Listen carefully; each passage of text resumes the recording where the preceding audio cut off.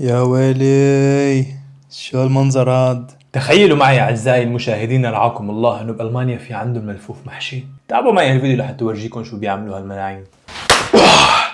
أول خطوة بيجيبوا الملفوفة وبيشيلوا بقايا الجذر اللي فيها بشكل قمعي، يعني مو بيقمعوها، لا بيعملوها مثل القمع. بالله. هلا وبعد ما استخرجناه بعملية بسيطة جدا شو بنعمل؟ بنروح على طنجرة مي محطوطة على النار وبنحطه بقلبها لمدة 10 دقايق بتكون مغطاية لحد ما نلاحظ انه الورقة الخارجية بلشت تبعد عن الملفوفة، يعني الوراق تبعد عن بعضها، فهي بتكون هون استوت. 10 دقايق ها، يلا على النار. هي والملفوفة على النار بنبلش نحن نحضر الحشوة تبع الملفوف. تخيلوا قال ما بيحطوا رز ولحمة ناعمة، شوفوا شو بيحطوا. خبز مقطع بغوتشن الألماني، طبعا اللي ما بيعرفوا البغوتشن او هن قاعدين بدولة مافيا من هذا الخبز، حيلا خبز صمون بيمشي حاله، خبز فرنجي. فوقهم الخبزات بيحطوا حليب وبيخلوه يتشتش. راح نقطع البصل. اول بصلتين بنفرمهم ناعم. انا هون لنص كيلو لحمه فرمت بصله واحده حجمها متوسط تقريبا. البصله الثانيه شو بنعمل فيها؟ بنقطعها مكعبات.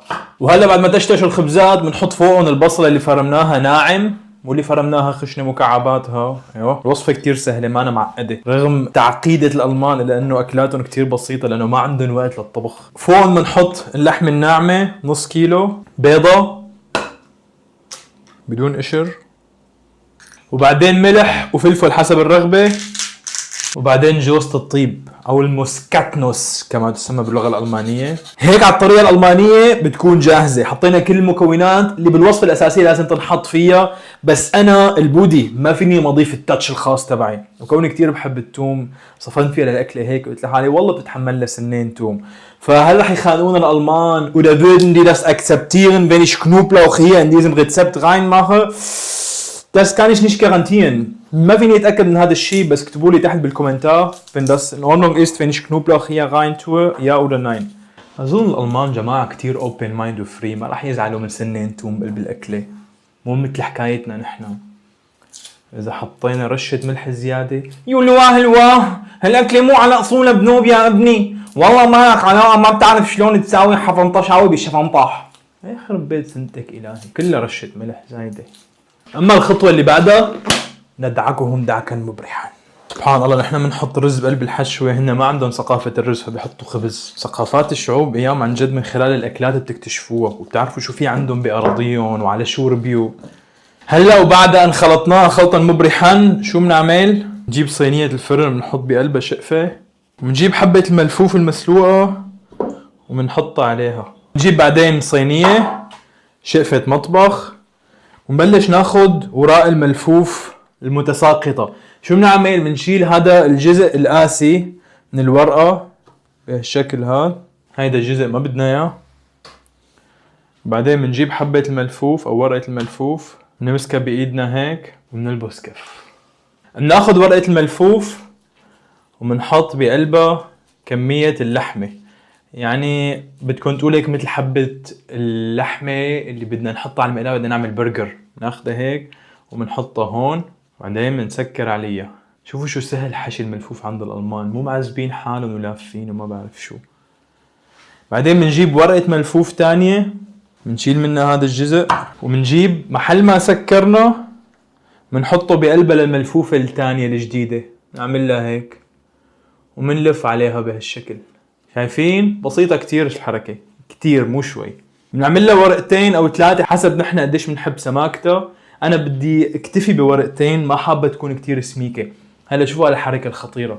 بتجيبوا شقفة المطبخ بتحطوا الملفوفة الورقة بالجهة هاي، مو الجهة محل ما سكرنا، جهة الوش هاي محل ما سكرنا من جوا. بنعمل لها هيك بشقفة المطبخ وبعدين بنبرمها. هاي الطريقة بتخليها تنكبس منيح وبتطلع معنا. شوفوا شو حيطلع هلا، قالب. والله مو قلال الألمان، يعني البورشا والبي ام ما اجوا من العبث، في افكار. هلا هاي الطريقة بنضل عم نكررها لحد ما يخلصوا الملفوفات اللي عنا. شوفوا الورقة هي ما احلاها. يلا رح روح كمل انا شغل فيهم، اعملوا انتم مثل ما انا عملت هيك وخلونا نخلص الكمية اللي عنا. وهلا جهزت عندي صينيه بقلبها الملفوفات المحشيين على الطريقه الالمانيه. قال يا بعدي بدنا ندخلهم على فرن درجه حرارته 160 درجه مئويه فوق وتحت بهالوقت هذا رح نعمل شغلة كتير مهمة، تابعوا معي شو هي. رح نحضر صوص كتير لذيذ وسهل. بمقلاية بنحط زيت والبصل اللي قطعناها مكعبات وبنحطها على النار بدون تحريك لحد ما ياخد البصل لون. مع البصلة بنحط كمان شوية ملفوف مقطع، كمان هيك مقطع خشن، يعني مثل ما عم بعمل انا هلا. ناخذ هيك شويه ملفوف، اما اللب تبع الملفوف اللي احنا عم نستخدمه بالحشو، اخر شيء بضل عندنا اللب الصغير، هذا ما فينا نستخدمه، بنقطعه مكعبات صغيره لا تكبوه، يا اما هيك الورقات اللي مشركين عنكم اللي ما بينلف فيهم بنقطعهم مكعبات مثل ما شايفين، بعدين على النار مع البصلات. شايفين كيف ما حركتها، تاركها عم تاخذ لون. بعد ما اخذوا لون منيح بعمل لهم هيك تقليبه مشان ياخذوا لون كمان من اماكن ثانيه. بنضيف لها شويه مي وبنخلي هاي المي تنشف. هلا بعد ما نشفت المي مثل ما شايفين بنرجع نعمل له وش ثاني، نعمل الحركه هيك شي مرتين ثلاثه. هلا المره الاخيره بنضيف فوق المي. شوفوا هذا الصوص الغامق اللي صار عنا، يا سلام. بنطفي النار تحتها، بعدين بنطالع الملفوفات من الفرن، بيكونوا هيك اخذوا شويه لدعه خفيفه، وبنحط فوقهم هاي الصوص اللي قليناها. بسم الله. وبعدين بفوتوا معنا على الفرن حرارة فوق وتحت لمدة 45 دقيقة على درجة حرارة 160 درجة مئوية. يلا على الفرن.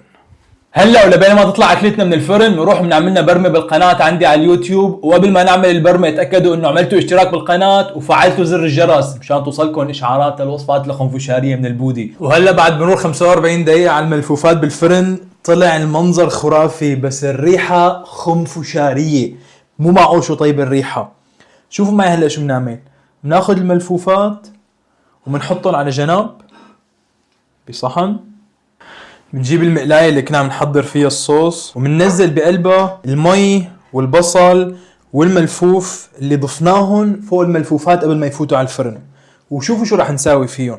رح حط فوقهم التالي: كبجايتين مليانين مي سلق الملفوف، تمام؟ وبعدين رح نروح نحطهم على النار، وبس تبلش تغلي معنا المي بنجيب نحنا مي ونشا نخلطهم مع بعض منيح، بعدين ننزل فيهم للنشا شوي شوي. نحنا عم نحرك فوق الخليط، ما تحطوهم كلهم دفعة واحدة، حطوا شوي شوي ضلوا عم تحركوا وشوفوا القوام اللي رح يوصل له الصوص. اذا ما وصل القوام اللي بدكم اياه خليكم عم تضيفوا، اما اذا جمد خلاص اكتفوا بالكمية اللي انتم حطيتوها. هلون فيكم تشوفوا ملحة للصوص، تدوقوا ناقصة شي بدها شي، تأكدوا انه ظابطة 100% ومشوا معي على المرحلة الأخيرة. شوفوا لي على القوام الصوص بالله، ما دام تسألون تقولي شلون الألمان بيعملوا صوصات وبتكون طيبة، هاي عرفناكم وحدة من هالصوصات. هلا صار وقت التقديم. ناخذ هاي الحبة الملفوف هاي، بسم الله عليك وعلى قلبك، نحطها هون. طبعا الألمان مثل ما بتعرفوا روح قلبهم مع الأكل البطاطا، فرح يكون هون في جنبها شو؟ تماما مثل ما قلتوا كرتوفل او بطاطا تسمى باللغه العربيه. انا ما راح اعمل البطاطا لانه ما فيني اكلها، بس انتم اعملوا جنبها بطاطا اذا بتحبوا، او اعملوها شوي شرق اوسطيه وعملوا جنبها رز بشعيريه او اي نوع نشويات انتم بتحبوه، لا ترتبطوا بشيء معين. اهم شيء انه تاخذوا الصوص هيك وتنزلوا فوق الملفوفه. يا ويلي يا ويلي على اللذاذه، شوفوا معي ما احلاها. تعالوا نقطعها من جوا ونشوف كيف منظرها. بسم الله الرحمن الرحيم.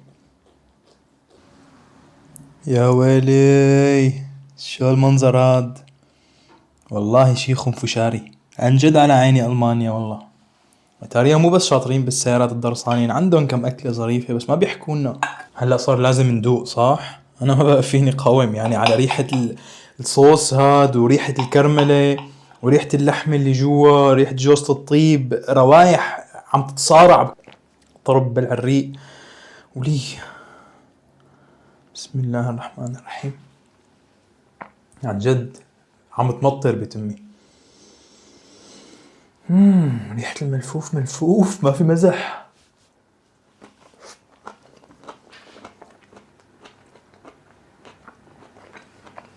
واو،